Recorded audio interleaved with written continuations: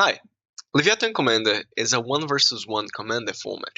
We got all the usual rules for Commander, like 100 cards singleton deck, a legendary creature to be your Commander, your deck must follow your Commander's color identity, if you take 21 combat damage from Commander it's over, and we have the usual Commander attacks. But since this is a 1 versus 1 environment, we'll have some rule changes. First, matches are played as best of 3 games. Each player starts with 30 life. There are no free mulligans, the starting player doesn't draw a card at the first turn, and finally, you can perform a commander swap between games of a match. The commander swap is simple. After each game, players decide if they want to keep using the same commander or swap for another from the deck. If you choose to swap, your previous commander is shuffled into your library. The color identity of your deck has to remain the same. Now, let's talk about the partner rule. If a player uses more than one commander, then he or she draws 7 cards and put X cards in the bottom of their library in any order, where X is 1 plus the number of mulligans take. This is a way to balance partners. Since partners play starts the game with 2 cards in their command zone, it's fair that they start the game with 1 less card in hand. So, if you're playing with partner, draw 7 and keep 6. If you take a mulligan, draw 7 and keep 5, and so on. Now, let's take a quick look at our ban list. As you can see, a lot of quick mana sources like Ancient Tomb, Mana Crypt, or Soul Ring that are common in the usual Commander format are banned here. The Power 9 and some expensive reserve list cards are here too. We also have many key pieces from combos that are hard to interact banned, like Tassa's Oracle, Phyrexian Devourer, and Underworld Breach.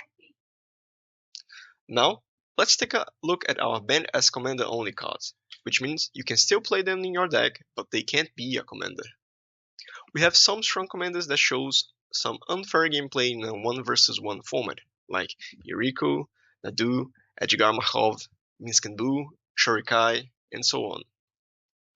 Alas, we have Lutri and Yorion banned as companion. Now, I would like to take a quick look at some decks. So, our first deck is a mono-white aggro deck, Yoshimaru and Caliph. This deck has a very straightforward game plan of deploying Yoshimaru on turn 1, Caliph on turn 2, and using a lot of legendary permanents to pump Yoshimaru and win the game with a huge dog and a huge horse.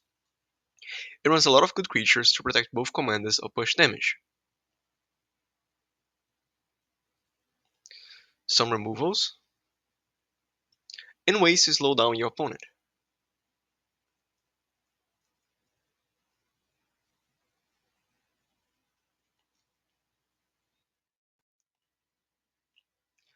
Grist is a mid-range deck. You have a lot of good creatures,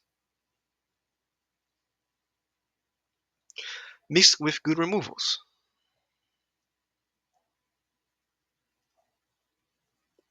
So you have a toolbox of cards to handle many scenarios and make a lot of pressure or control the board as needed. Grist also combos really well with cards like Contamination, Smokestack, or Braids.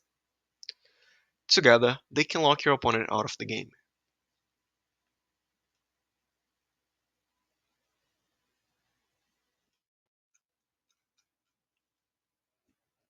Next, it's Raffine. This is a tempo deck. It tries to develop a board with small value creatures, deploy Raffine, then use its connives to filter your hand and control the game while beating down your opponent. As we can see here, there are a lot of creatures that benefit from Raffine's connives like Esper Sentinel, Dusk Legion Duelist, and Mausoleum Wanderer. All creatures on this deck tries to disrupt your opponent or grant card advantage, since we leave the damage to Raffine's connives. We also have a lot of removals and counter spells to try to control the board. It's a very solid deck. I've been running it lately and getting some good results at my locals.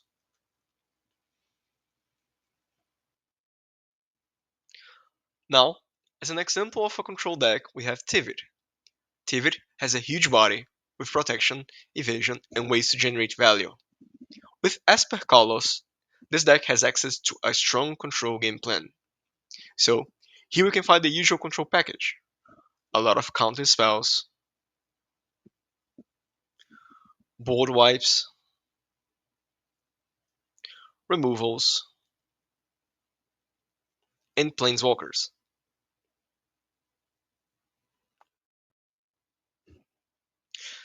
Finally, we have Dihada, which is usually played as a reanimator deck.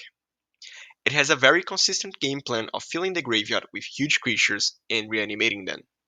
So it has a lot of powerful creatures like Griselbrand, Archon of Cruelty, Iona, or Ashen Rider, and many reanimating spells like Persist, Exhume, or Reanimate. And if the Reanimate game plan doesn't work, Dihada can generate a lot of mana with her -3 and deploy something big like a Yugin or Emrakul to finish the game. And that's it. I hope you all have enjoyed this intro into Leviathan. I will leave some useful links in the video description, like our Discord server, and the deck list for all decks shown here. If you have any questions, please leave a comment down below. Thanks for watching, and bye bye.